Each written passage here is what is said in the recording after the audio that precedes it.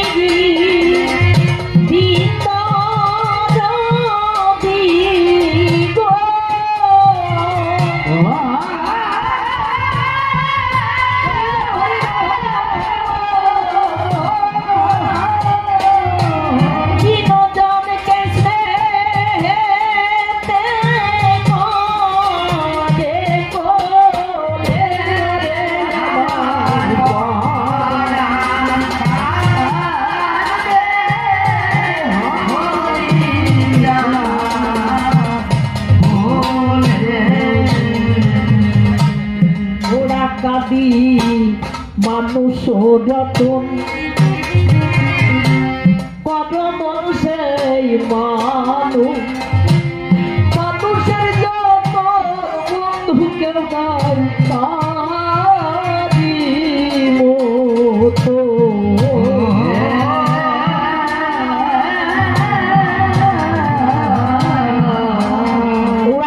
মানুষ রতন যে তাকে চিনতে পেরেছে রতনে রতন মেলে প্রবাদ বাক্যে বলে না ওরাকাদি মানুষ রতন করো মন সেই মানুষের যতন সত্যি মহারতন এসেছিল সিধা ওরাকাদিতে তারপরে এসেছিল বাবা গুরুচাঁদ এই মহারতন যদি জগতে না আসতো তাহলে আমাদের এই চন্ডাল গালি কে ঘুচাতো কে আমাদের আজ এখানে পৌঁছে দিত তাই তারা যার যতন না করে খুলে বলি আপনাদের ধারে তাদের একটু লজ্জা থাকা উচিত যে সেই মানুষকে কত মানুষ ভুলে থাকে কার জন্য স্কুলে যাচ্ছে কার জন্য লেখাপড়া শিখছে তারা চিন্তা করে না হরিগুরু যাদের নাম নেয় না সেই ভাবক কবি কি বলছে ওরা কাদি মানুষ রতন কত মানুষের মানুষ মানুষের যত বন্ধু কেউ নাই তাহারি মতো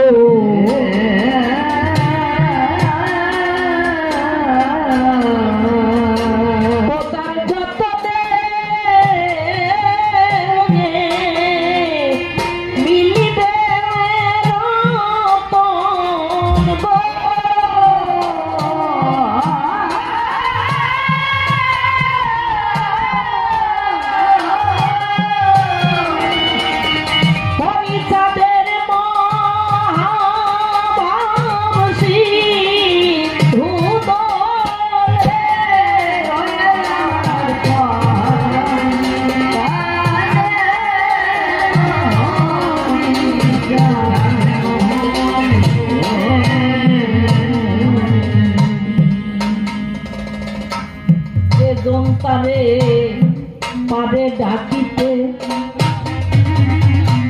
সেটি পারে গৃহে থাকিতে চল ঘরে তার যুগলাগিতে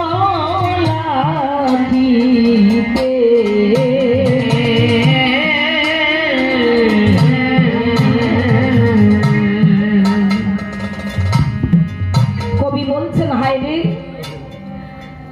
যদি কেউ তাকে দেখে কেউ যদি তাকে ডাকতে পারে সে আর গৃহে থাকতে পারে না কারণ মনপ্রাণ ছুটে চলে যায় আমার অশ্বিনী সময় নেই অসময় নেই যখন ঠাকুর বাড়ির কথা মনে পড়তো গামছা একটা পরে কাঁধে একটা গায়ে দিয়ে হাঁটা শুরু করত একদিন চলেছে ওরাকাদির কথা মনে পড়েছে পরন্ত বেলায় তখন বাবা গুরুচাঁদের বড় ছেলে শশীভূষণ খুলনায় চাকরি করত।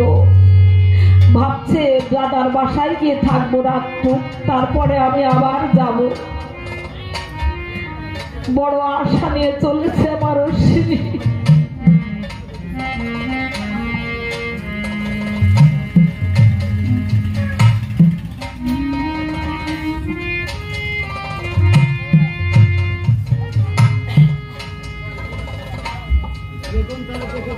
অশ্বিনী আমার বড় আশা নিয়ে গেছে,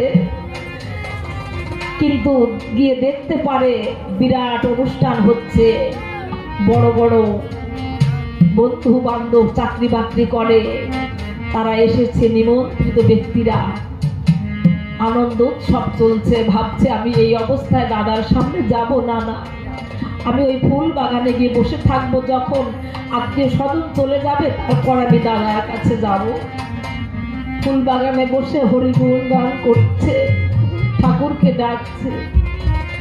এমন সময় শশীভূষণ বন্ধু বান্ধব নিয়ে ফুল বাগান দিয়ে ঘুরে বেড়াচ্ছে। শশীভূষণ অশ্বিনীকে দেখলো, তাও কিছু বলল না। অশ্বিনী ভাবছে হয়তো বন্ধু বান্ধব চলে গেলে আমাকে ডেকে নিয়ে যাবে, দাদা যখন আমাকে দেখেছে আমি এখানেই থাকি। অনুষ্ঠান শেষ হলো, সবাই চলে গেল। অশ্বিনীকে আর ডাকে না, অনুরাগী ভক্ত কিনা চুপ করে বসে আছে, ভাবছে দেখি কখন ডাকে, ডাকলে যাব, না ডাকলে আমি যাব না, দাদা তো আমাকে দেখেছে। অশ্বিনী বসে হরি গুণগান করছে। বাবা গুরুচাঁদ আমার ঘুমাতে পারছে না, শুধু এপাশ ওপাশ করছে। মা সত্যভামা বলছে ঠাকুর তুমি ঘুমাচ্ছ না কেন? বলছে না আমার গায়ে জ্বালা উঠেছে, আমি ঘুমাতে পারছি না। বলতে বলতে নিশি প্রভাত হয়েছে।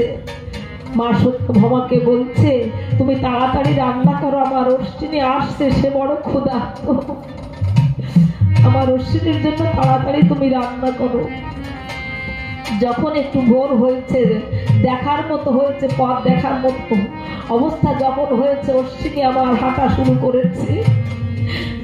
মোড়াকাদের বাড়িতে যখন এসেছে, বাবা গুরুচাঁদ আমার অশ্বিনীকে মনকে জড়িয়ে ধরে বলছে অশ্বিনী রে, দাদা কেমন যত্ন করেছে, ভালো যত্ন করেছে তো? অশ্বিনী তো মিথ্যা কথা বলে না।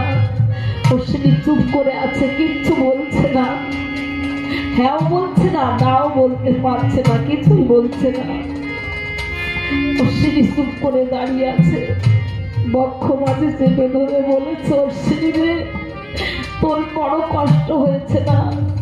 অশ্বিনী বলেছে বাবা তোমার মতো বাবা যার এই জগতে থাকে তার কি কখনো কষ্ট হয়?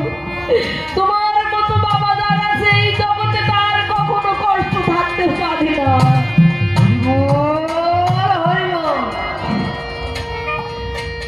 অশ্বিনীকে মা খেতে দিয়েছে, সেবা শুশ্রূষা করে অশ্বিনীকে বিশ্রাম করতে দিয়েছে। কয়েকদিন পরে বাবা গুরুচাঁদ বলছে সত্যভামারে তোমার ছেলের আর বেশি দিন এই জগতে থাকা হবে না। কেমন বিচারক, অনেকে আছে নিজের ছেলের অন্যায় দেখলে লুকিয়ে নেয়, কিন্তু আমার বাবা গুরুচাঁদ নিজের ছেলের অন্যায় ক্ষমা করেনি। তোমার ছেলে আর বেশি দিন থাকতে পারবে না, শশীকে খবর দাও। মা সত্যভামা বলছে কেন? সে তো কদিন হলো ঘুরে গেছে ওড়াকাদি থেকে। বলছে অশ্বিনীকে খবর দাও, শশীকে খবর দাও, ও যা খেতে চায় দাও। অশ্বিনীকে দুঃখ দিয়েছে, আমার বাবার ভক্তকে যারা কষ্ট দেয় তাদের এই ধরায় আর থাকার অধিকার থাকে না। শশী পড়েছে বিছানায়, বলছে বাবা আমার অন্তরে একটা পিপাসা, আমার দাদা অশ্বিনীর একটা গান আমি শুনতে চাই। সেদিন অশ্বিনীর মুখে গান শুনেছিল, যদি যাবি ও পার, যে দাদা তুমি আজ চলেছো সেই পরপারে, যদি ওপারে যেতে হয় যেতে হবে। জয় হরিচাঁদ গুরুচাঁদ প্রেমানন্দে হরি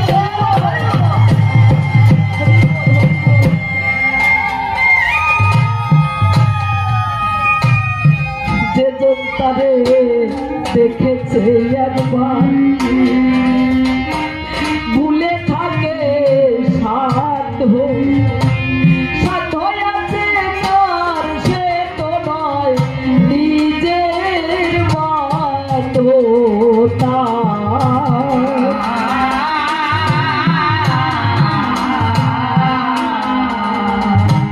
যে জন তারে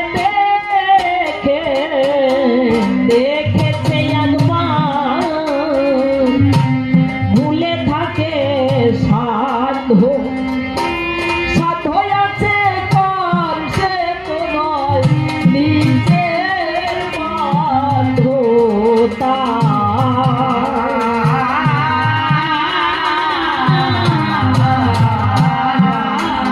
আমার হরিচাঁদের পদে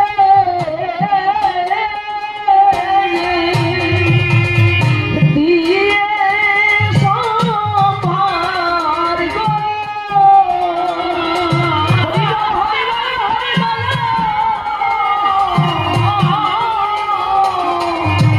নিত্যানন্দ চিত্ত দেবা হারে তোলে ওরে আমার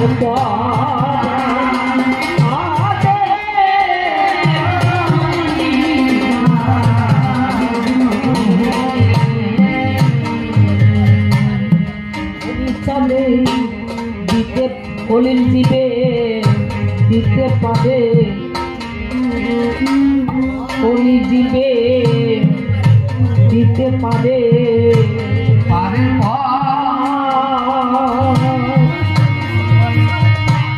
হরিচাঁদের সরল সহজ মত পথের পরে হরি নামেরা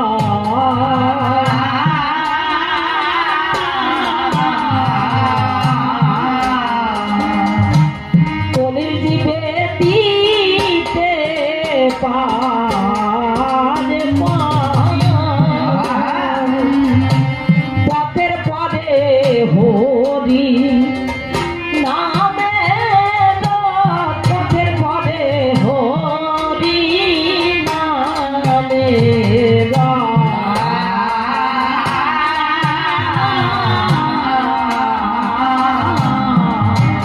রাখলে উত্তর মৃত্যু যায়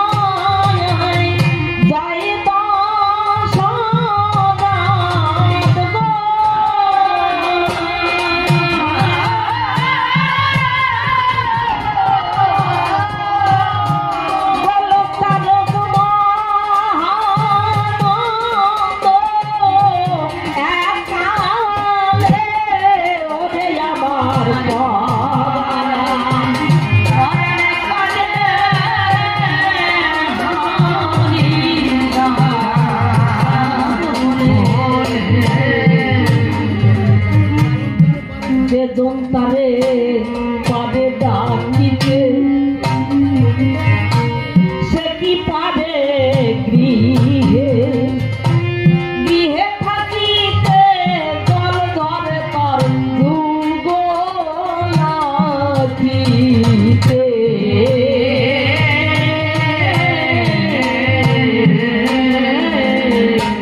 যে জন তারে পারে ডাকিতে